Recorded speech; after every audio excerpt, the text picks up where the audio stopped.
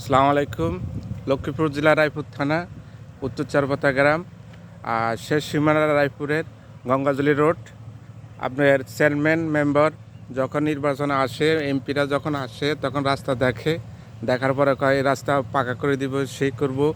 কিন্তু আজ দেখেন, আমার জানা মতে মেম্বার চেয়ারম্যানের সাথে কথা বলা হয়েছে। এই মেম্বার চেয়ারম্যানরা বলছে যে এই রাস্তা বাজেট হয়েছে 1,18,00,000 টাকা।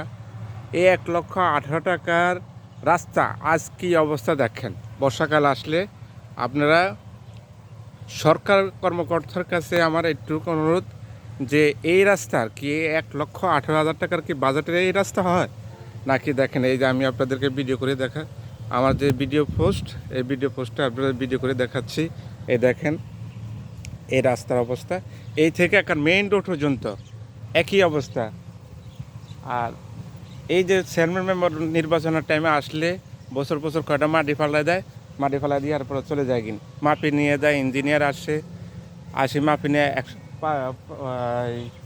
আপনার এই 500 ফুট রাস্তা মাপি নেওয়ার পরে আর আসে না ইঞ্জিনিয়াররা।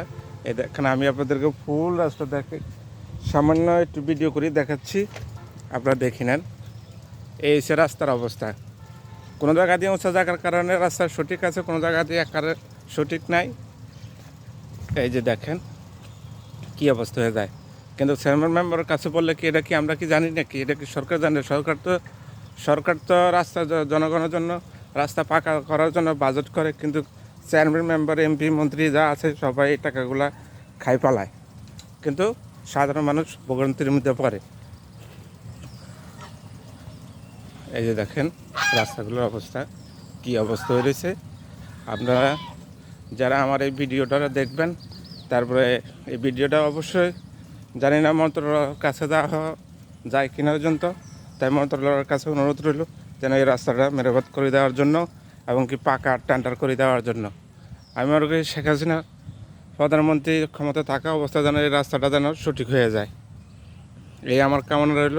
রাখি দিলাম। আসসালামু আলাইকুম।